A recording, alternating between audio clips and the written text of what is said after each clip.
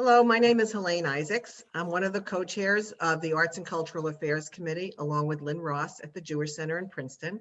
And we're thrilled that you can join us today. We're very, very pleased that our speaker is actually able to join us today. Leah Lax is going to be giving her talk called Uncovered, How I Left the Hasidic Community and Finally Came Home. Leah lives in Houston, so she's had quite the week.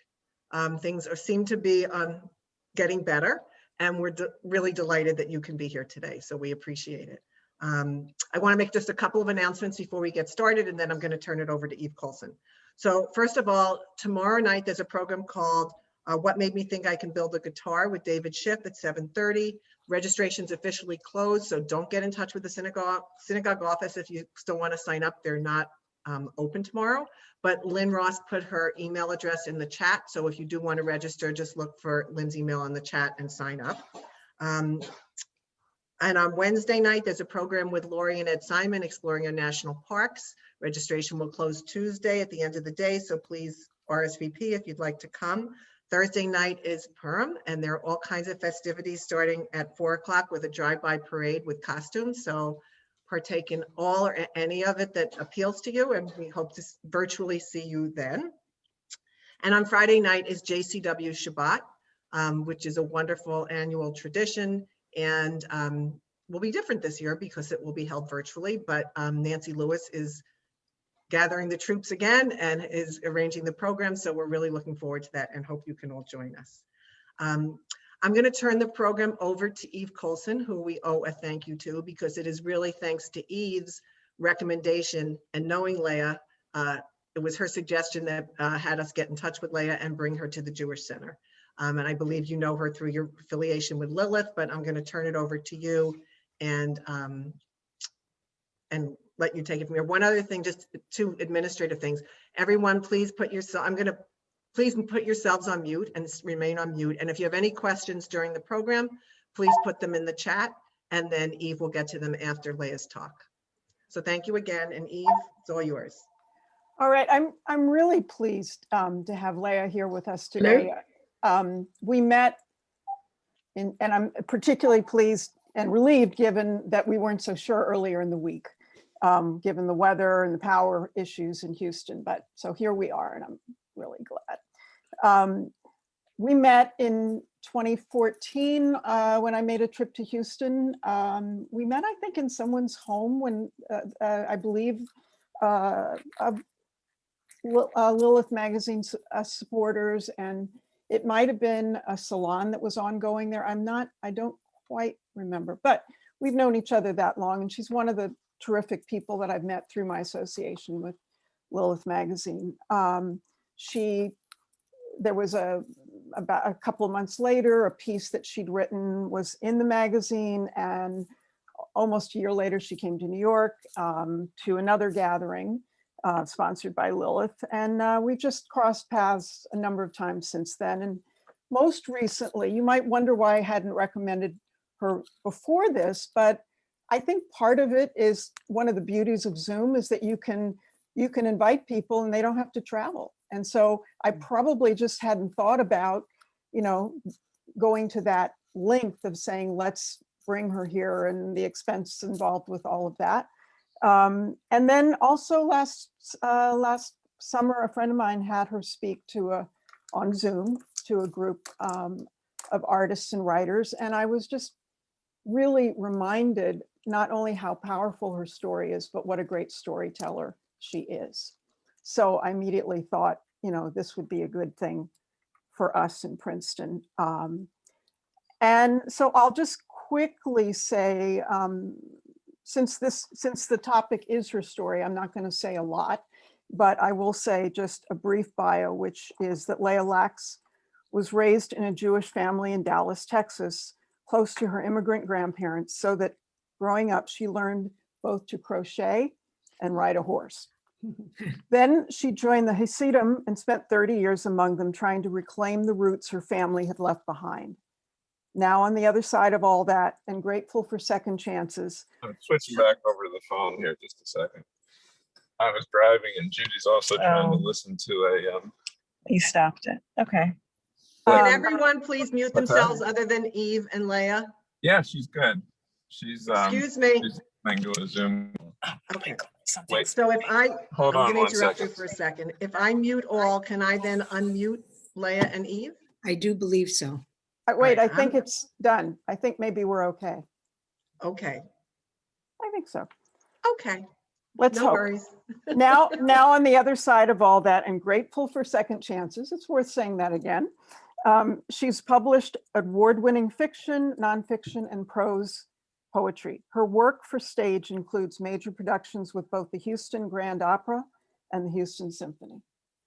And with that, I'll turn it over to you, Leah, and we'll have, as we said before, we'll have time for questions afterwards. So please just put your questions in the chat. Hi. Hi from Houston. We're resilient down here and we're finally warm. So happy about that. I want to open with something I usually don't open with, and that is to say that my memoir, Uncovered, has been turned into an opera by the current Grammy finalist, composer Lori Laitman.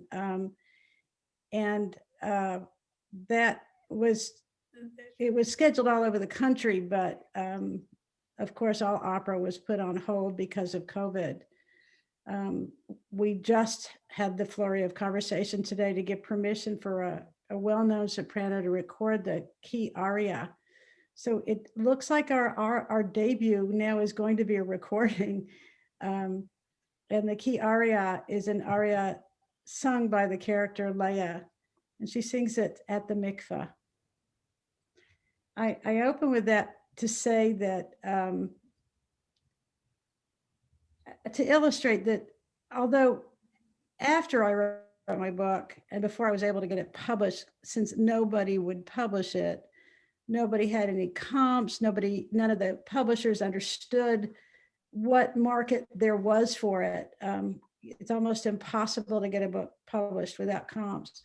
After I wrote it, of course, a whole genre evolved of what I call ex-Hasidic memoirs. All of those are, virtually all of them are A, heterosexual, which I am not, and B, written as coming of age stories. They're stories of young people who are born and raised in the old guard Brooklyn Hasidic communities who had an awakening of sorts or changes in their life or various things that made them feel thrust out of the community. There's stories of coming of age, there's stories of exile, and their stories are very, their adjustment afterwards is painful. They're thrust into an alien world. That is not my story. I opened by telling you about the opera to say that is, in a strange way, a big part of why I'm here talking to you. Instead, my story is one of ultimately of finding a voice and a life through exploration as an artist and coming to terms with myself as an artist and as a lesbian. But I think that creative urge is very central in a person, and that sexuality and creativity are deeply intertwined in many ways that I think we don't quite understand. But there's no question that throughout the book, there is that undercurrent of evolution as an artist. You'll see that when I first joined the Hasidic world, I took my cello with me.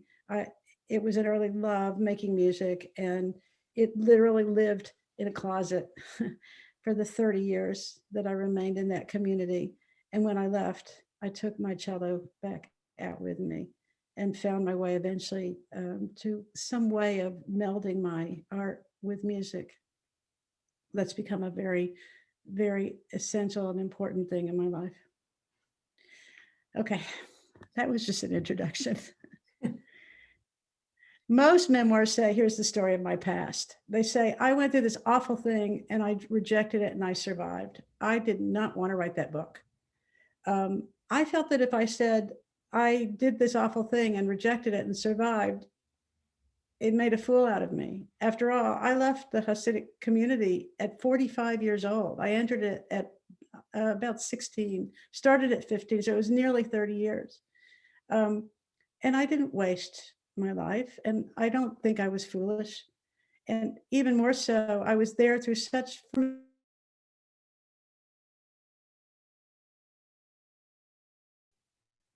Why was I muted? Did you hear me until now? No, all of you are muted. Can you hear? Yes, now we Wave can hear you. I did something wrong and I apologize. Keep going. You're good. All right, all right. And I was there for so many years and such important years and such formative years that when I left that community in many, many ways, like we all do, I took my experiences and all the things that I learned and gained with me. So I didn't really reject it. I grew, I changed. I wouldn't go back for anything. I didn't belong there. But it's not, you will not find any vilification of that life in my book, as much as it's no place for a lesbian, certainly. And I don't cover up, so to speak, the restrictions on women in that life, or really condone them. It doesn't matter. I didn't reject my past. I wasn't a fool.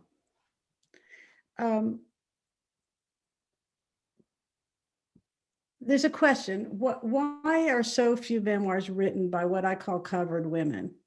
Women who are products of a society that requires women to express their religiosity, their so-called religiosity, by covering themselves and by standing aside.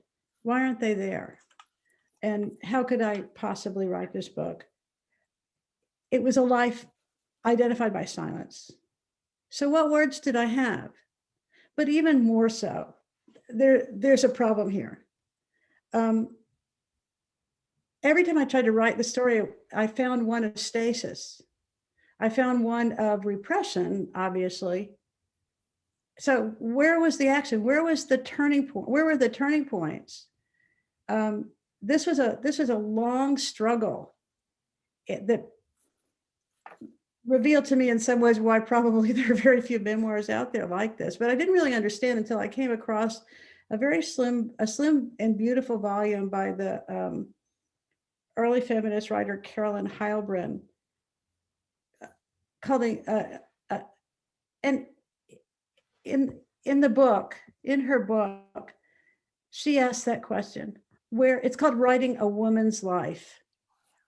And she asked that question at that time. Now this has changed, but she said, why are there so few books written, particularly memoirs written by women? And she explains it by looking at novels as a prototype.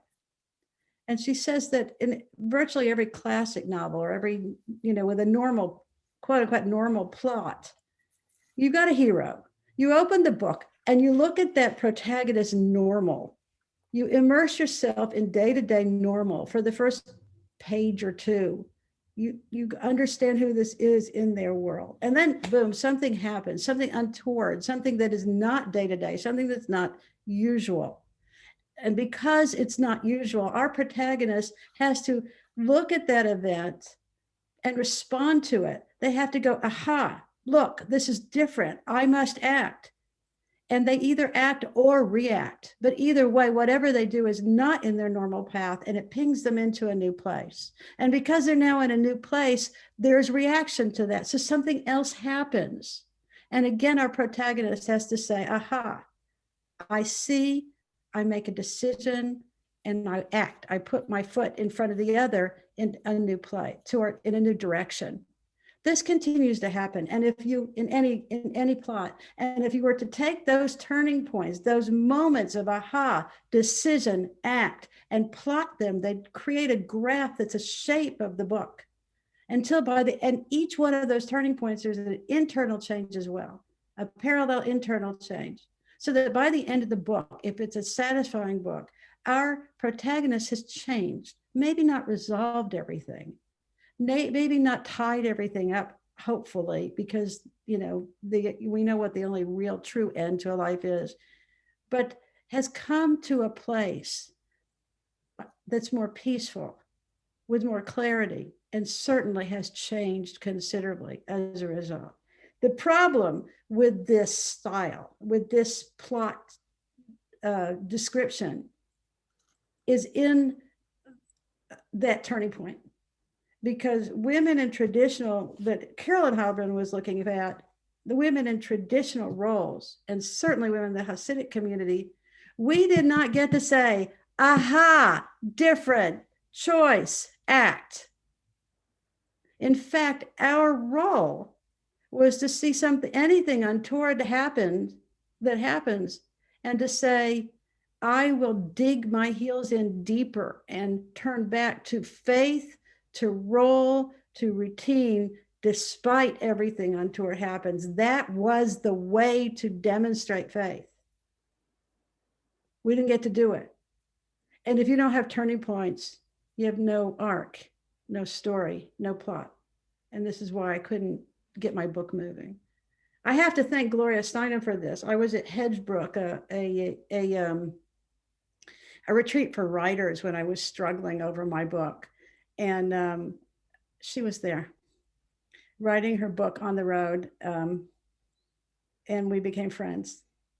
We took long walks. We talked a lot. She said that in all her years, she had never been able to make significant connections in communities of the millions and millions of women around the world whose lives were defined for them with covered women. And it was during this time of communion with Gloria, who's became a lifelong friend, that I realized that the larger part of my story, that I wasn't just a girl from Texas who had joined the Hasidim and left again. That there are women all over the United States and all over the world who either make that choice for whatever personal reasons, or they never got to make that choice. More often, far more often, but in virtually, all of those cases, there are women who are being told, cover your body, cover your voice, as in to prove your value. No aha, no decision, no step out of off the path. That's not your job. Then I understood what it was going to take to write this book. All right, the story. My grandparents left Brooklyn. My grandparents were refugee children who arrived at Ellis Island when so many other people were coming. They grew up in Brooklyn, first in Manhattan and then in Brooklyn. My parents were born in Brooklyn. They came to Texas when the Depression hit because they lost everything. And they understood it was easier to live there. Lots of Jews came down to Texas during that time and formed a community in Dallas, a very tight little shtetl of a community where we all knew each other around the Reform Synagogue in Dallas.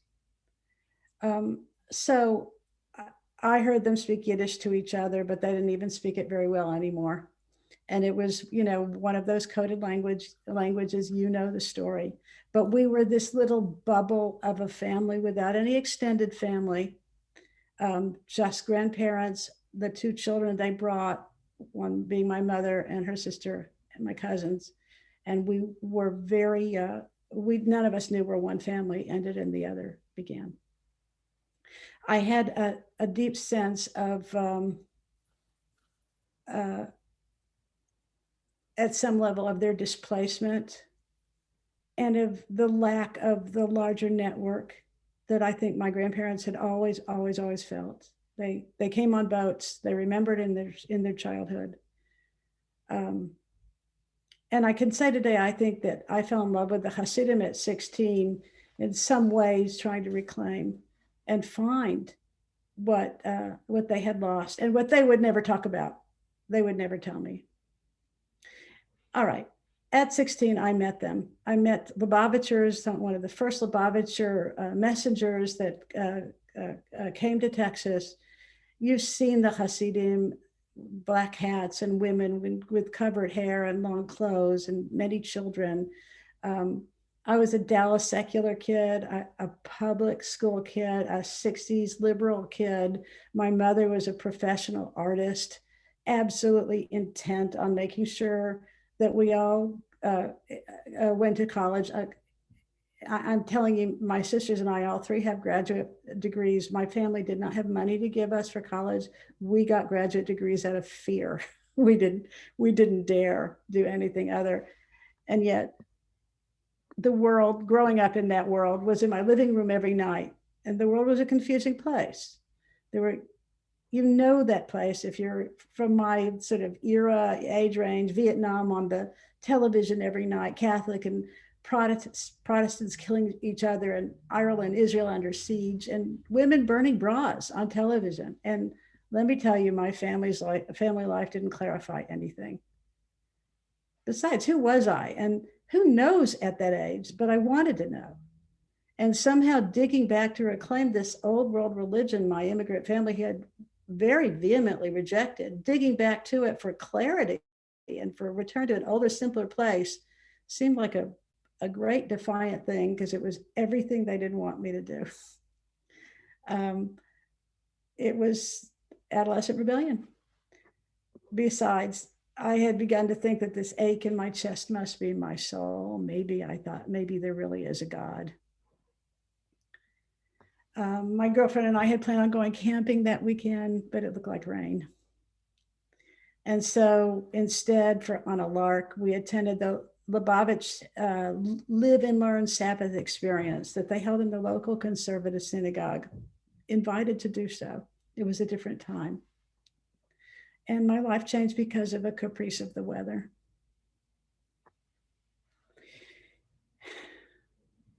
I've thought a lot about this time because, of course, I didn't know why I was so enthralled.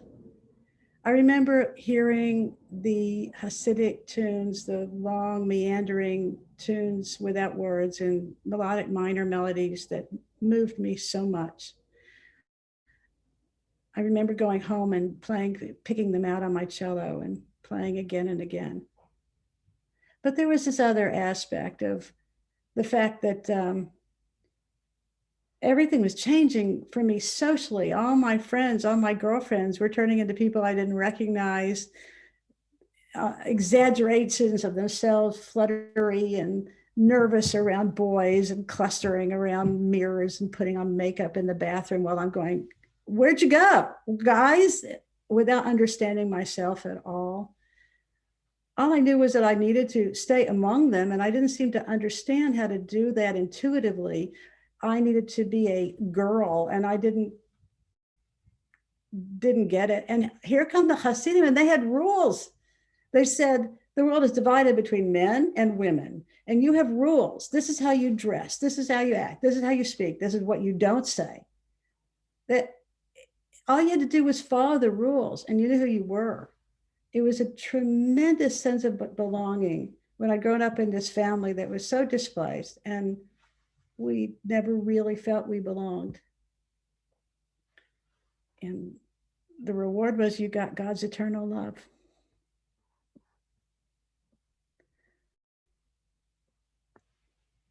The other part is that in the Hasidic world, or in any deeply fundamentalist community, there's an enormous homoerotic undertow.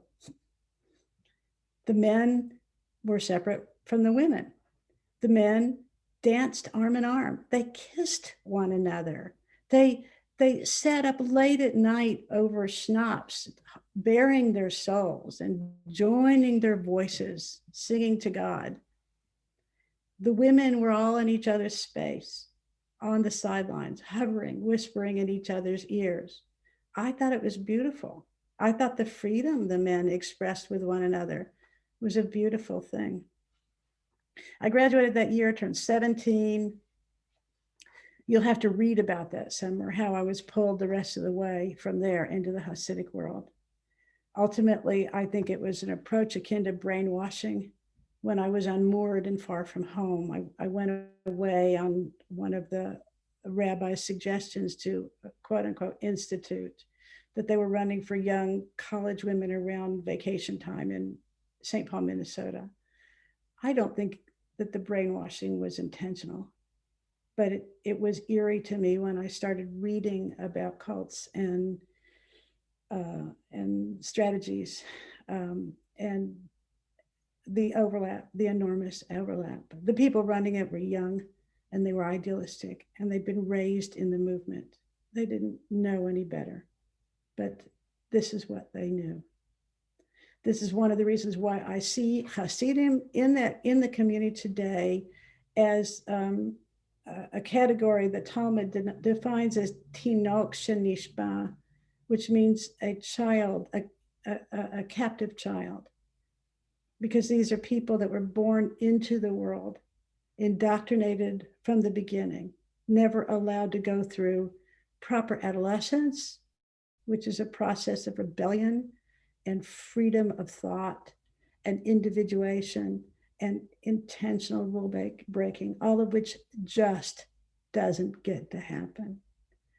So that the people that remain devoted to it are in a way frozen forever in a pre-adolescent state with an overarching authority figure that is like a parent, some combination of the Rebbe and God that they are forever dependent on. And my heart goes out to them. I said this to Gloria once, and I said to her, I just wish, I said, that the women that I see on the subways and on the street, who are in any, state of, in any religion in which they're covered and silenced, I just wish I could say to them, take it off sometimes and look in the mirror with the door closed. Just know what you look like. Know that. And she said that her fantasy was that I had calling cards, little cards that say, I see you. What do you wish you could be? Who do you wish you could, what do you wish you could do? Who do you wish you could be? Anyway, by the time I left for college, that in the fall, it was a complete break from my family. And I was at that point in some state of grandiosity, the grandiosity of an adolescent. I was Abraham setting out alone on my spiritual journey for the promised land.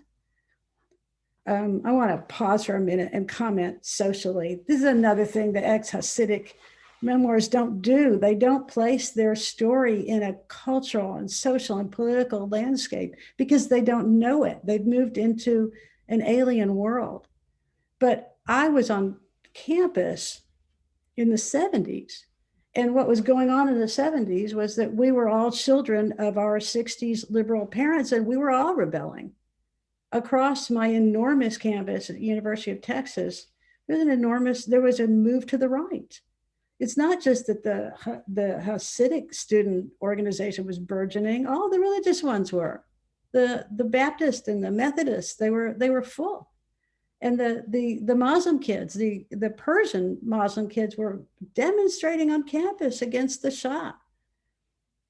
We were all moving to the right. We were going to take over the world. This was the right-wing movement. I just took it a little bit further, but there's context here. Except that that headiness changed when the rabbi approached me and said, you're a woman, and the way you accomplish spiritually what you're supposed to accomplish in the world is by marrying and having children. At that point, I was already beginning to adjust to moving through the world as Hasidim move through the world, which is as if you're in a glass box.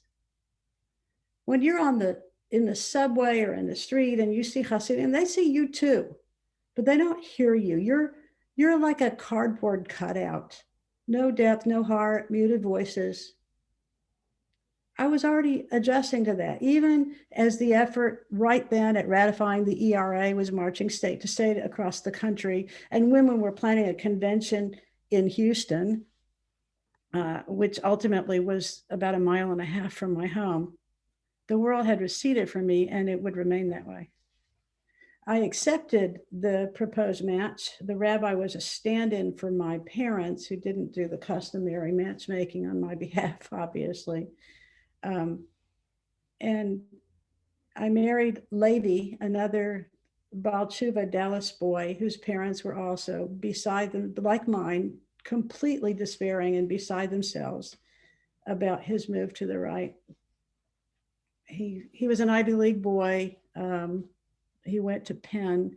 He was at UT doing a PhD. And we were married for nearly 30 years. We helped to form and build the Hasidic community in Houston. He, because like a good girl, I accepted his proposal on the first date in a Sears parking lot. How romantic. But then we weren't looking for romance. The whole concept of marriage to us seemed noble. We were like soldiers for God, wannabe Hasidim following a bulleted list. Yes, but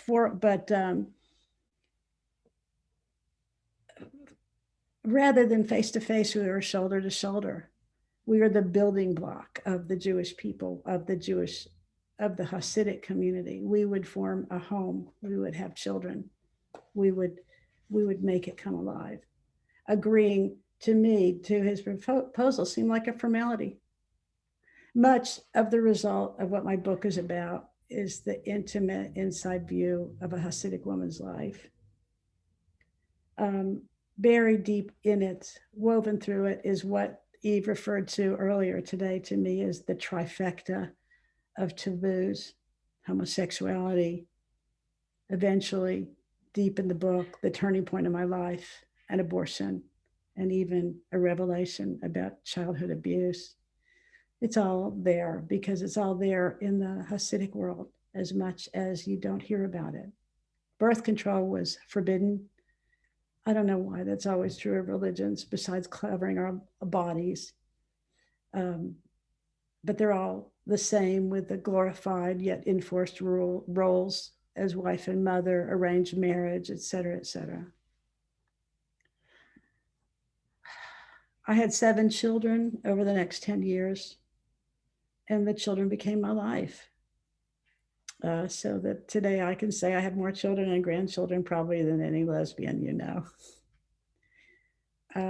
After the wedding, the book loops back to some of the things I just told you and more. And I build for you the complexities of the reality that led that girl to the wedding canopy.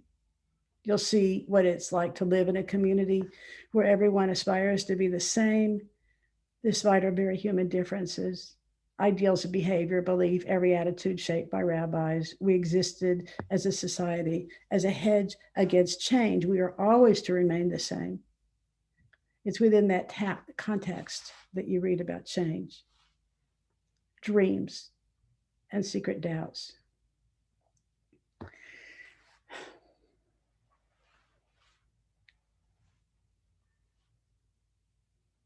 To be a woman was to be a paragon of self-sacrifice. That was how we had our cultural value, our social value. So no wonder we thought it noble to ignore our feelings and soldier on and accept the law and rabbinic pronouncements. Through those years, I wore a wig or scarf and modest clothes. Today I can say, and I need to say, I can't say what it does to all women who cover themselves by fiat. I can only say what it did to me. But something strange happened covering my body like that. We were constantly being told that being what they called modest, meaning covering hair and body, was a matter of pride, not shame, and that we covered ourselves to present a noble image. But we got this constant silent message, very powerful, that comes with it, that says that whatever you wear and however you present yourselves, the way you look is defined by a masculine authority over your body. It's as if it's as if there's a voice always whispering in your ear that says, your body, yourself, your voice, of course they should stay muted and covered. And no matter, anyway, no matter what they said about nobility, if anything slipped like a scarf in the wind, we felt nothing but abject shame. There's a huge loss of will that comes with covering one's body, and a huge loss of voice that comes with it. When I have really bonded with women from the Muslim tradition again and again. We understand each other more intrinsically in many ways than I've found with American women. They just go, of course, when I say this. But when young Muslim women, particularly in Turkey, where there's such an upheaval about sort of redefining the role of religion in life, when young women say and fight for their head coverings, for their scarves, for their, whether it was the issues in French schools or wherever else I've heard this discussion, I always think, as if I'm speaking to those young Muslim women, I think, well, of course you're fighting for that. Of course. Covering and silence is the language of prayer that you've been given since birth. It is your only way of expressing a relationship with God or spirituality that you feel is yours and yours alone, intimate and important. What if you had another language? We can't even begin to talk about losing one unless there's another. I had been raised in the Jewish Reform tradition. I felt I knew where I was going back to, a tradition that says it's in your DNA. All of our texts, our teachings, they're an inheritance, or simply they're available to you. Let's leave the DNA aside because that is often irrelevant. It's there, it's available. Find what moves you. Treasure all of it, whether or not you agree, because in that mix of presentation within the tradition is embedded the ability to choose and to speak and to answer, to have a conversation with that history, with that law, with that philosophy, to have a will and a voice. I knew that was there, which is exactly why I could never ask my children to leave. It had to be their choice. Today, of my 7 children, 3 of them have remained strongly within the Hasidic community, and the other 4, not in a row, it's mixed, have left. I'm just happy that they're all very close to one another, that we're all very close to one another.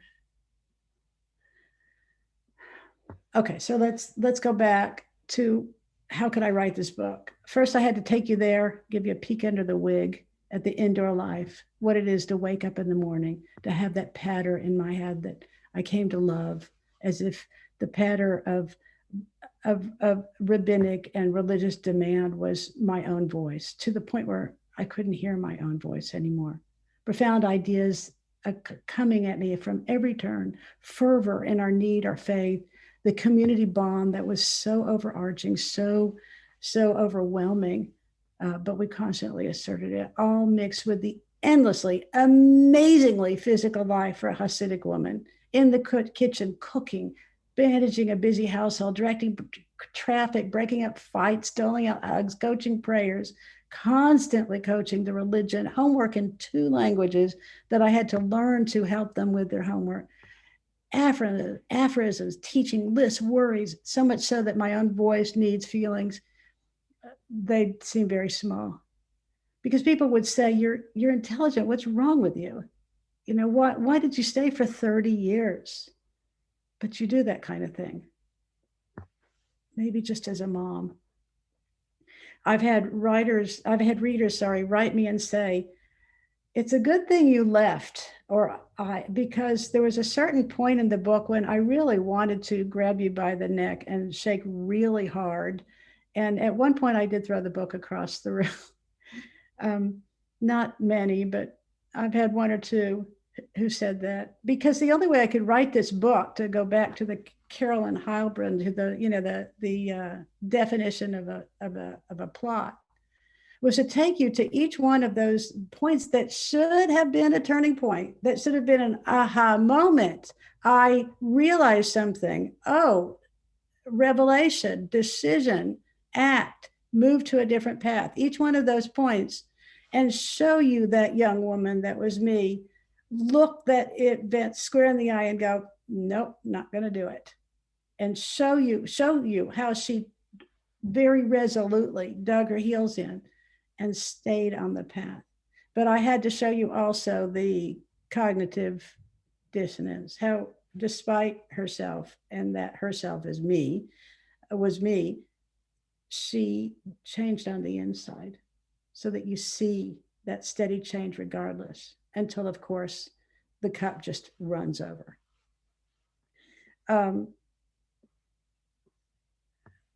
The cup running over was this.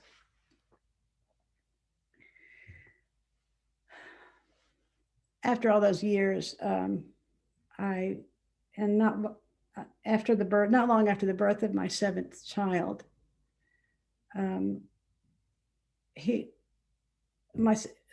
was born premature. My seventh child was born premature because my body couldn't take it anymore, and I suffered basically an allergy to the pregnancies of hormones, the pregnancy hormones, and had very, very severe asthma through most of the pregnancy, to the point where stress alone kicked me into labor, and the baby was born early.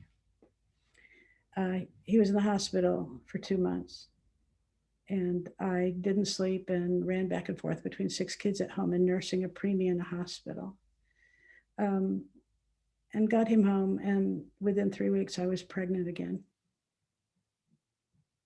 The big turning point in my life, the moment when I reeled through the house with a voice screaming that I no longer could recognize as my own, going, get it out, get it out, get it out. This will kill you. When I had no medical basis to say that, no knowledge, no proof that it would, when I had not had medical and like life-threatening medical problems before. Asthma doesn't kill you, or it shouldn't normally. And yet every cell in my body was rebelling, and I couldn't ignore it anymore. For the first time in my life, I said, it doesn't matter what a rabbi thinks, what the law says, what my husband wants. This is a truth that I know more than anybody else knows. This can kill me. And if it doesn't completely destroy me, it will so exhaust me, be so soul destroying to be pregnant again, that all my children will lose their mother. They won't even know who I am. And I need to do this so that I could remain a mother to my other children. And so I manipulated everything I possibly could to get that abortion. I went to a doctor. I begged the doctor, who did not agree to do abortions, and then decided she would do it for me, because she thought it was that necessary. I coached her on what to say to the rabbi, because I wanted to get a rabbi on board so that my husband wouldn't leave me. I manipulated the law. I made her understand that unless this was life-threatening, a rabbi would not agree. Because, see, Jewish law supports abortion, but it has to be clearly a serious threat. And she refused to say it was life-threatening because she had rules. She didn't know. I looked healthy. And I don't know how she conveyed it. But in the end, the rabbi did agree. Did it matter? No. I knew for the first time in my life that regardless of what the rabbi said, and even if my husband left me, that this was something I was going to do in defiance of God and the law. And so, my public opinion and everything. It was a turning point beyond which I could never go back.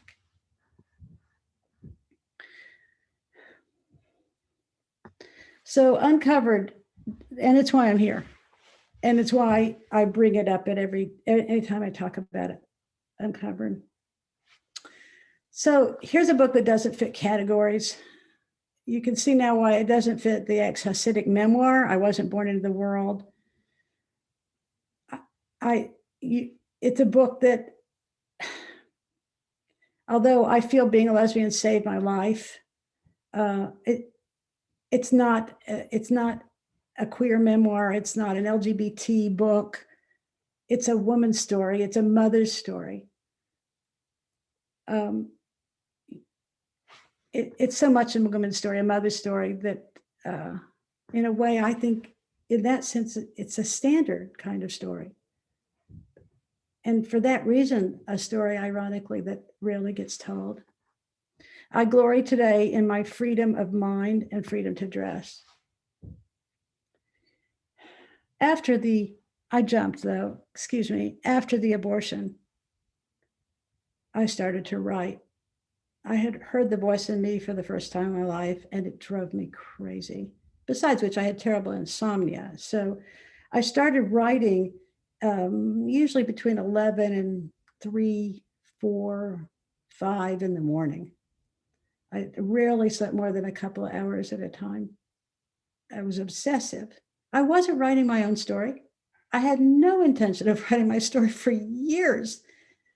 I was writing all of the stories that I was well aware of in the Hasidic community that were open secrets, that we all colluded very openly not to tell, with the wink and the nod and the, well, and all of the allusions, the stories that were not supposed to be told, stories like mine. And I embedded them in fiction stories because I was protecting my sisters. And then I hid those stories under my bed. And they're not very good. And they'll never be published. But I was listening and listening and listening. And then out of frustration, I went to the library to see how other people did it. Because every time I looked down at the page, what I heard was not my own voice, which I could recognize now. I heard polemic. I heard the polemics, that type of speech that had been embedded in me for so long, trying to show off, trying to show that this is the way you write, because we valued literature if it as powerful to convey only one message. Well, I went to the library and I didn't have time. So I went to poetry because poetry is short. And I sat with my big skirt around me on the floor in the library, and I pulled dusty books off the shelf and I opened them at random, looking for a line here and a line there that would speak to me, that would feel like it cut straight to the heart of truth in the little bit of time I had before I went and picked up my kids on running carpool. And I found radical feminist voices, and I didn't know. I went home with, well, for example, Adrienne Rich, and could not put it down. Devoured everything I could find by her and by many other poets. But the day that I turned the page one Sabbath afternoon while my kids were playing with piles of Legos at my feet, and found very explicit, beautiful, powerful, sexual, lesbian poetry, things I had never seen anyone dare speak. It was another moment where I found a voice for something that was as essential as deciding that I owned my body. And that too had to happen. This evolution as an artist, more than being a person as a lesbian that didn't fit in a binary world, That's what really saved me. It's hearing truth on the page and working to learn how to put truth on a page. It's that cello in the closet. Because artists are dangerous people. All of us get socialized. I was over socialized by a very intrusive, powerfully verbal and intrusive community, but we all get socialized by our parents who say, think this way and act this way. They don't want the world to hurt you, so they want you to teach you how to conform. If it's done right, you can hear your own voice too. That's a big leap of a presumption for an awful lot of people. They want to keep you safe. But I learned that when I was trying to write, that the only thing that really sounded honest on the page was those impulsive thoughts that I had learned to repress. They seemed very quiet, but they were always the new ideas, the different ideas, the metaphors that leapt out at me, the associations that became beautiful in language. And so the process was unsocializing me. As I found later, once I sort of found a community of artists, every one of us are sort of gloriously unsocialized. That's why we're dangerous. That's why we're vital to a society. Most people play out their most exposed experiences and fears and their wildest associations in a safe place, like in their dreams. We play them out in the daytime, in broad daylight. We put them out for you to see them. We make you to see them too, which is probably why conservative religions have always sought to control their writers and artists. We uncover so much. So I'm going to end there and say, I wish you all life uncovered. I wish you all to be dangerous and to find dangerous people. I think it's essential. The last thing I want to go to is about what makes this book different from others in its genre is who I wrote for, who I wrote to. Because my readers have been very broad. I have a lot of male readers. A large number of people have read my book and responded who don't have any Jewish background at all as well. People come to me when I was traveling around the country and speaking, which I did a lot. I'd often have people come to me and want to whisper to me how they had felt trapped or covered in some way in their life. And I understood that there's a universality in this that has reached out to many people. Today's a really great day. I just, two days ago, I just forwarded to an organization called Ideas Beyond Borders, the final installment of the translation of Uncovered into Arabic. Uncovered will be published in Arabic and by Ideas Beyond Borders, an organization under the auspices of Democracy Now! They are assembling an extensive library of books that challenge totalitarianism in any form online in high quality Arabic translation because of the great restrictions on book distribution and the dearth of bookstores that once used to adopt many of the Arabic speaking countries, and they will be available for free download. Uncovered was one of the first books that they commissioned to speak to women. And if you open Uncovered at the very beginning, it says, "To my covered sisters everywhere." This was my dream. Unfortunately, with the anti-Semitism in many Arabic-speaking countries, it's not an act of apostasy to read about rejecting Judaism. So it becomes a wonderful subversive opportunity for covered women to read a book on their cell phones and then just close it and stick it in their pocket if someone walks in and not worry too much if they get caught. So Leah, There we are. incredible. We have, we I have, have talked too long. I'm so sorry. no, I mean, we have, technically, we have 3 minutes and we have 5 questions Oh my. so far. So I guess the best I can do is just dig in and say, well, the first one is, I guess you can just give yes and no answers or something like that, maybe. The first question is, the movie Disobedience 2017 set in London tells a similar story. Do you have any comments? I was pleased with the movie. There had been other attempts to depict the Hasidic community in the past, in much older movies, like I'm thinking back on A Price of Rubies and things like that. And all of those were very stylized and incredibly inaccurate about the insular Hasidic life. I was pleased with the conflict in that and with the passion that it depicted. I felt that something was changing now, and I think it is. Of course, the series Unorthodox followed a couple of years later, and that was very, very accurately done. Did you reconcile with your Dallas family?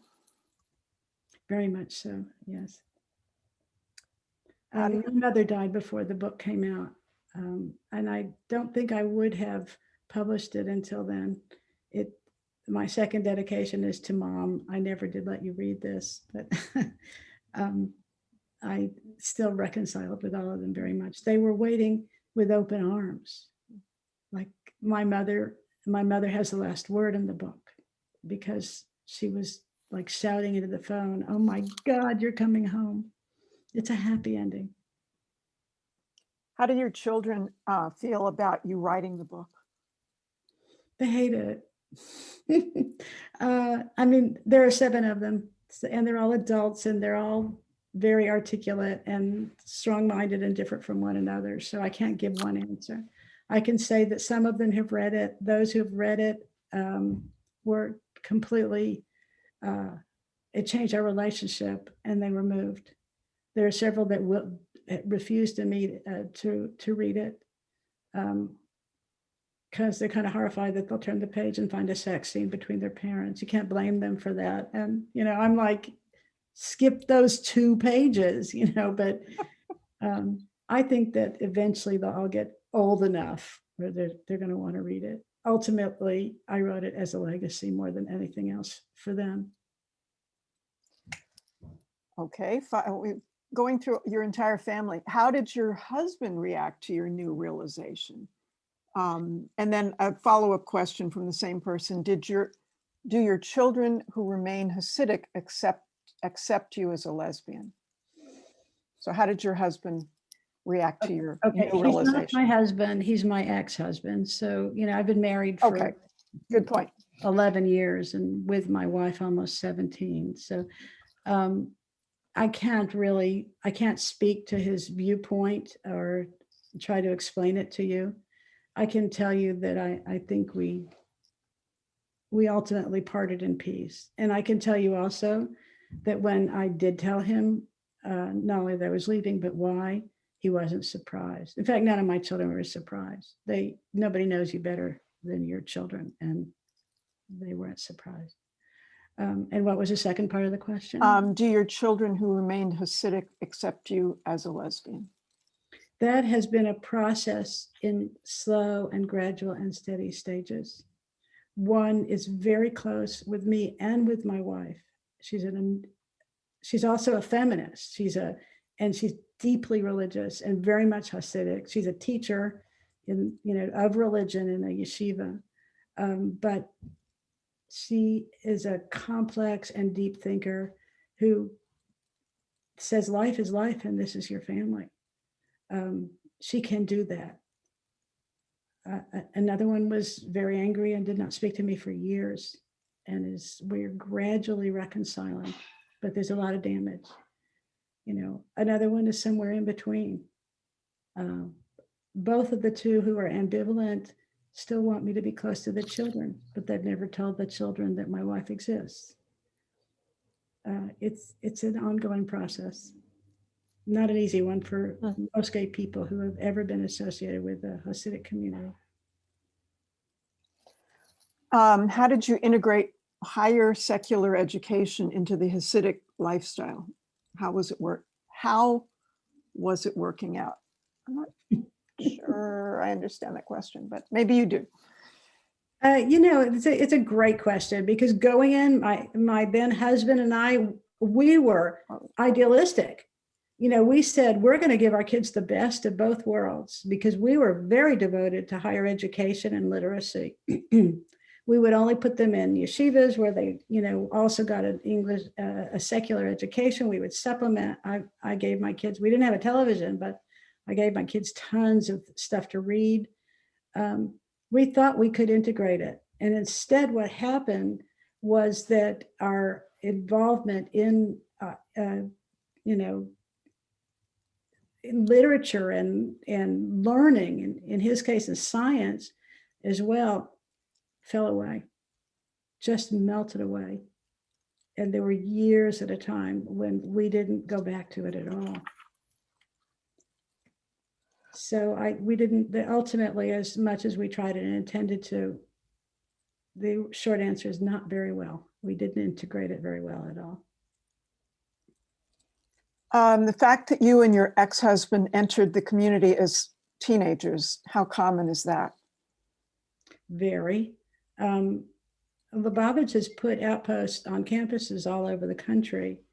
They are there as outreach because these are young people who are just formulating their life view, and they're away from their anchors of their religious anchors, and they're they're away from family, and they're in a place where they're there to make choices and to explore. So, but they're young, they're immature, and I think enormously vulnerable. At the time that I joined Chabad, there were thousands joining at that point. The younger shluchim, the emissaries of Chabad, they're not as ideal. Many of them are not as idealistic as they used to be because there's been too much fallout. People who left their family, left their dreams, left their plans, and then long-term had emotional and mental problems. There were breakdowns, there were lawsuits, there were all kinds of things. And the younger generation of Hasidic outreach people, missionaries, they've seen this. And often they're born and raised into this world. So they're doing what they think they should, but there's also internet. They're more savvy. They're more aware of the world. So many of them feel like that their job is just to be an outpost and to provide an opportunity for their version of, which they think is the only version of Jewish observance. And they don't want to convert people. It still happens. It happens more and more concentrated among the most vulnerable of the people that come to them, which is pouring a too high a percentage of newcomers into the Hasidic community, into the Lubavitch community, that have problems, emotional and financial and physical problems. So it's changed a lot since in the last 30, 35 years, 40 years, I guess. From what I know, but that is not a position of broad and deep knowledge. Any reaction to the film Trembling Before God? I know Sandy Dubofsky, who made Trembling Before God. I met him before his movie came out. He at one point kept me on the phone to 3 o'clock in the morning, trying to get me to get a movie camera and film myself telling my story, because he had to do outtakes and extras to go with the new CD that was coming out. I was supposed to be in it. I refused. It was groundbreaking. It was groundbreaking. It was important. I was at the debut in Los Angeles on a ticket he gave me. I've seen it many times, and I'm proud of him. He broke a lot of ground with it all over the world, and mostly by getting people to show it in their living rooms. So I thought I'm the only one who's asking this question. I thought somebody, I want to know, what is your relationship to the Jewish community these days? I owe that to my wife. You know, when I first left Chabad, I could not imagine not having, not, how do I put this? It had been very much built in me to corroborate and to validate my worldview and my very existence through text. So I needed desperately, I thought, to find a Judaism that acknowledged me. I went first to a conservative synagogue where I was very involved until I started doing what conservative Jews really do, reading responsum and conservative responsum and conservative halachic rulings. And I found horrendous ambivalence about gay people in the conservative communities. At that point, the debate was raging, well, we'll let them be president of the synagogue, but not rabbis, or do we allow them to have an aliyah or not? This is the kind of conversations that were going on at that point. And I left. I knew that it would become resolved because within my community, they didn't care what kind of conversations were going on among responsum that nobody reads. And gay people were coming and joining the community, and the community was embracing them very much. And I knew that eventually they were going to say, you're one of us. But I couldn't tolerate being in a situation where I was being told, oh, you're welcome to be on the bus, but you're going to have to sit in the back. Not after what I'd been through. I went from there to the other main branches, and I found ambivalence about gay people at the deeper levels, rabbinic responsive, et cetera, even in the Reform community, very much so. And I threw up my hands. There was a moment I had a Reform friend who was a teacher of Talmud and a Talmudic scholar, a Reform rabbi. You might have heard of her because she wrote books advocating learning Talmud. Her name was Judith Abrams. And I went to her class, and because I never was allowed to learn Talmud, it was only for men. And at one point, Judy sat me down and asked me not to come. She said that she found my presence intimidating. I said, an ignorant woman who wants to learn? No, it was because I had been Hasidic. At that point, I threw up my hands and said, it was a great thing that she did, because I decided that I could define myself. I didn't need religion or text to define me ever, ever, ever again. I was teaching through the Melton School. I was teaching ethics. And I remain to invite people to decide their own definitions of these texts and to have a conversation where their voice counted with the text. I taught that for a long time, but I stopped going to synagogue.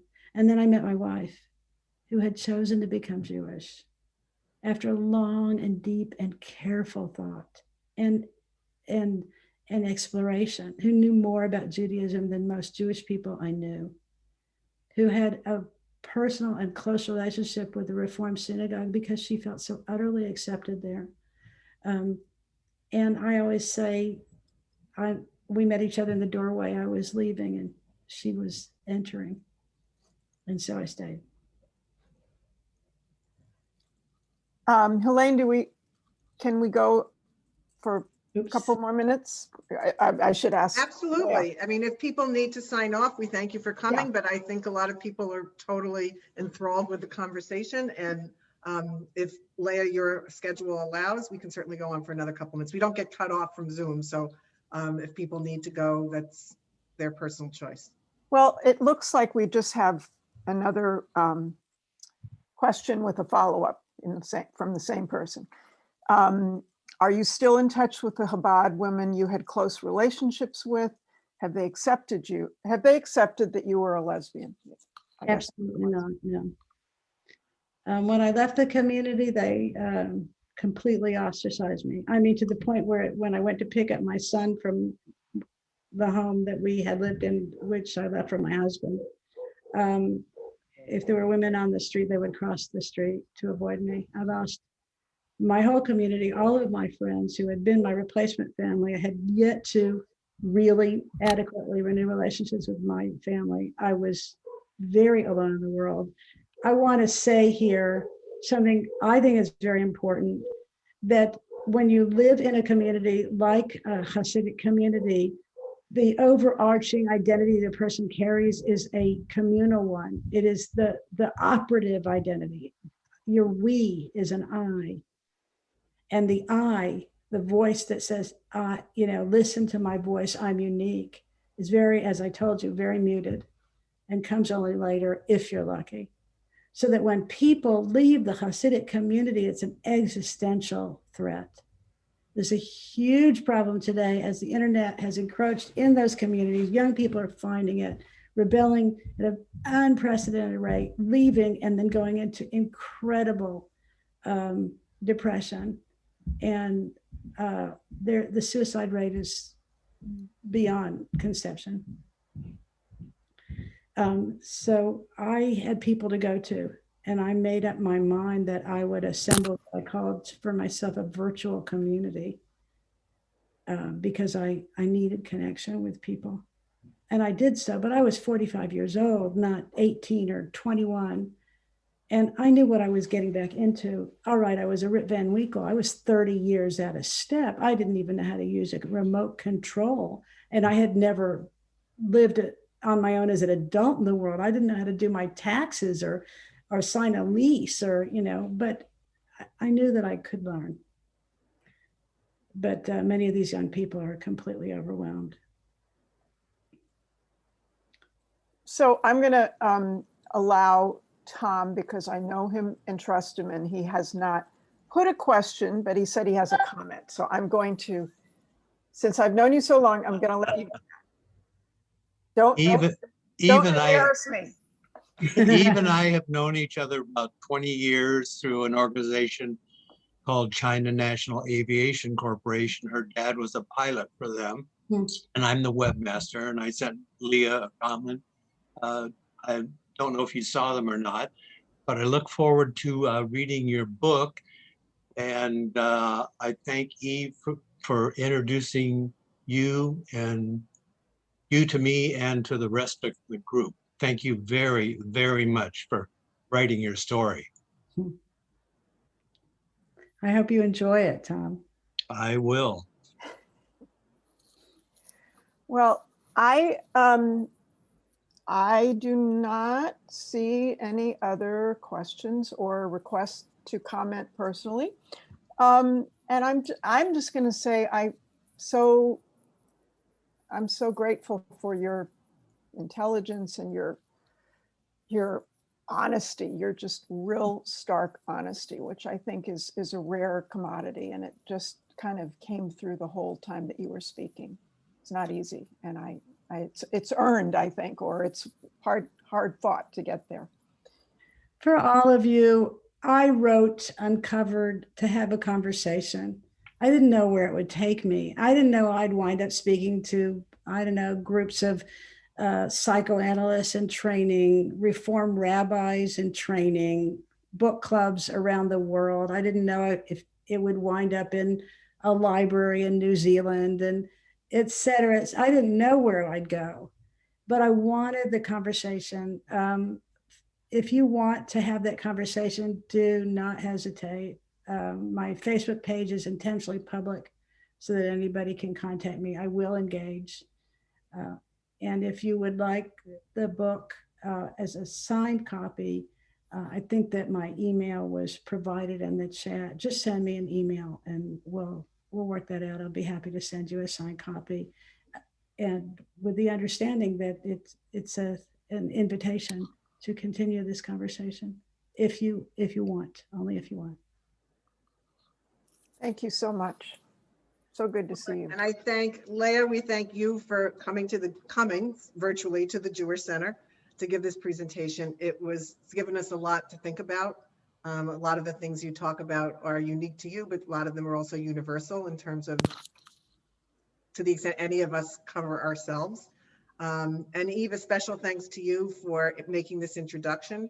You know, one of the great things about the Zoom programming throughout the pandemic is our congregants are very talented and have a wonderful network themselves. So please keep those recommendations coming because, you know, Lynn and I don't know everybody, but through you, we know a lot more people.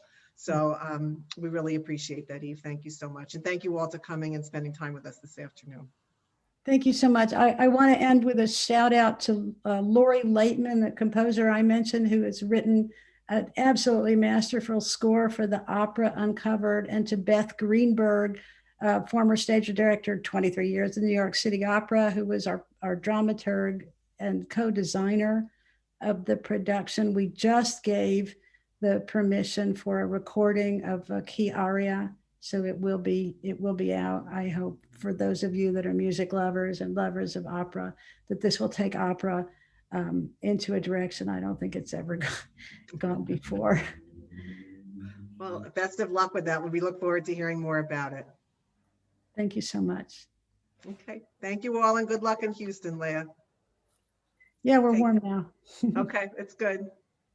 All right, be well, everyone, and let us know. Please join us for other programs during the week. If you have any questions, get in touch with me or Lynn. Take care.